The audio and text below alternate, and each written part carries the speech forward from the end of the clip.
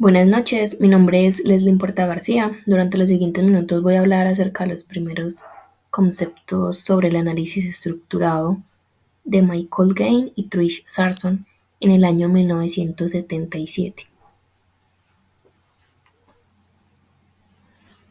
Bueno, el análisis estructurado es un enfoque metodológico usado en ingeniería de software y en los diseños de sistemas de información.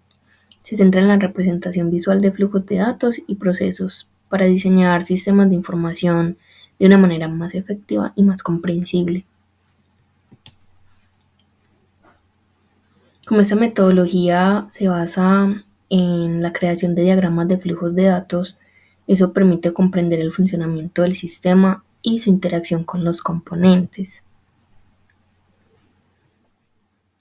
El análisis estructurado tiene varios objetivos claves, los cuales buscan lograr una comprensión profunda de los sistemas de información y también facilitar un diseño efectivo. Algunos de esos objetivos son comprender la funcionalidad requerida del sistema. Mediante la representación visual de lo que son los flujos de datos y los procesos, se busca identificar cómo los datos se transforman y cómo se realizan las operaciones dentro del sistema. Otro objetivo es capturar requisitos de manera precisa. En el momento de crear los diagramas de flujos de datos y representar la interacción entre lo que son los procesos y los flujos de datos, la metodología ayuda a capturar los requisitos del sistema de una manera detallada y clara, y eso va a evitar malentendidos en las etapas posteriores del desarrollo. También está separar la lógica del sistema de su implementación física. Eso permite que el diseño se enfoque en cómo el sistema debe funcionar en lugar de preocuparse por la infraestructura tecnológica. Identificar inconsistencias y deficiencias. Al presentarse visualmente los flujos de datos y los procesos, es muy probable que se identifiquen inconsistencias, cuellos de botella, errores, deficiencias en el diseño de las etapas iniciales. Entonces eso permite abordar problemas antes de que se conviertan en obstáculos en el desarrollo. Por último, lo que son la notación y los diagramas usados en la metodología proporcionan un lenguaje común entre los que hacen parte del equipo de desarrollo, también los usuarios y las partes interesadas. Esto conlleva a mejorar la comunicación entre los equipos.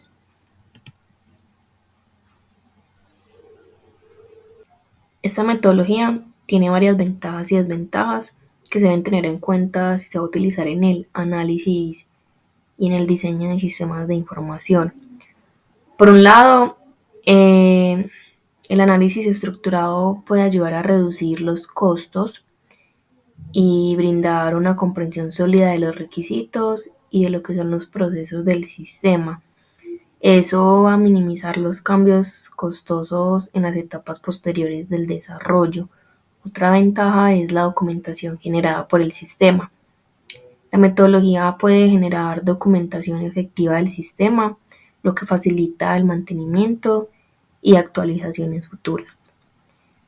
Otra ventaja es el conjunto preferido de modelos. Como tal, el análisis estructurado utiliza sus propios modelos y notación y por ende crea como un marco coherente y estructurado para representar lo que es la funcionalidad del sistema. Por último está el marco para el modelado y la obtención de requisitos. El enfoque estructurado proporciona un marco para modelar y comprender el sistema y además facilita la obtención y documentación de los requisitos. Bueno, algunas desventajas son la producción excesiva de documentación.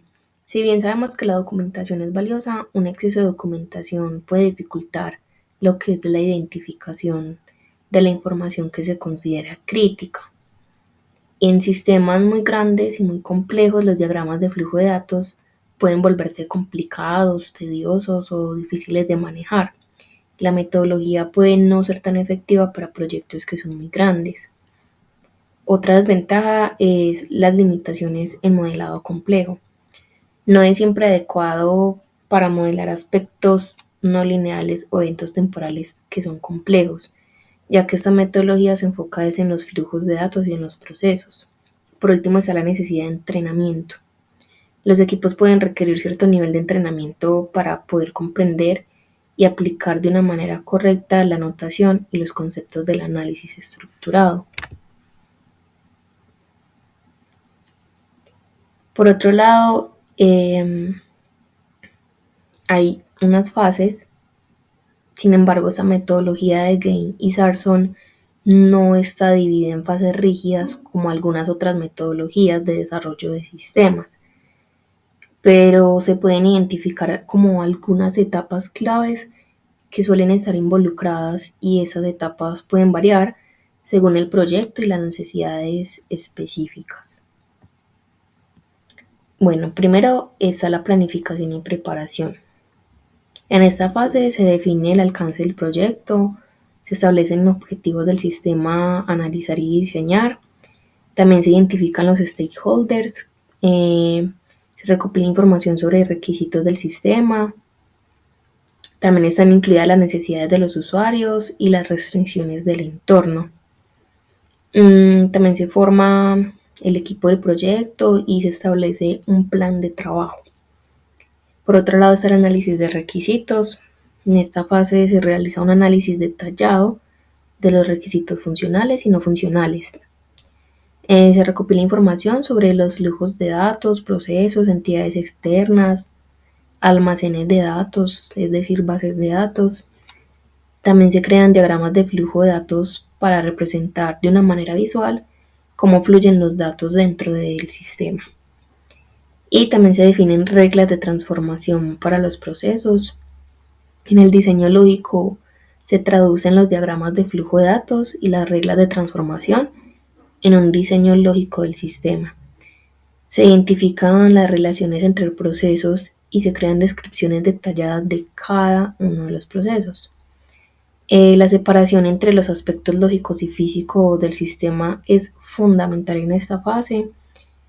Está la fase de diseño físico, donde se elabora el diseño físico del sistema en función del diseño lógico. También se detalla la implementación técnica, incluyendo la selección de plataformas, lenguajes de programación, lo que son las bases de datos y otros componentes tecnológicos. Por último está la implementación y pruebas. Se implementa el sistema de acuerdo con el diseño físico. Se desarrolla el software, también se configuran las bases de datos, se integran los componentes. Luego se realizan pruebas exhaustivas para verificar que el sistema funcione según lo que se esperaba y también que cumpla los requisitos. Bueno, en última instancia, quería explicar la notación de Gain y Sarson, que es utilizada en los diagramas de flujo de datos para representar los diferentes componentes y los procesos dentro de un sistema de información. Cada uno de esos elementos que se muestran en la imagen desempeñan un papel importante en la representación y también en la comprensión de cómo funciona un sistema. Entonces tenemos las entidades externas, que son fuentes o destinos de datos que están fuera del sistema, que se están analizando o diseñando. Pueden ser personas, otros sistemas, dispositivos o cualquier entidad que interactúe con el sistema. Están las bases de datos o almacenes de datos, que son lugares donde se almacenan los datos de un sistema. Pueden ser bases de datos reales o representaciones abstractas de donde se extraen o en las cuales se almacenan datos. Por otro lado están los procesos. Cada proceso tiene un número único que lo identifica. Y esos procesos son actividades o transformaciones que ocurren en el sistema. Representan la lógica y la funcionalidad del sistema.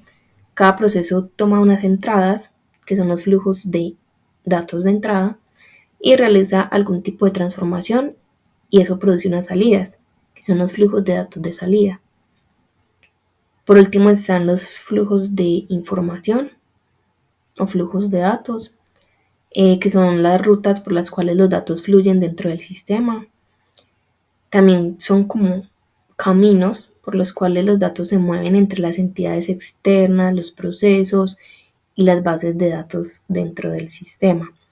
Cada flujo de información se etiqueta con un nombre descriptivo para indicar qué tipo de datos se están transfiriendo. Y eso es todo. Muchísimas gracias.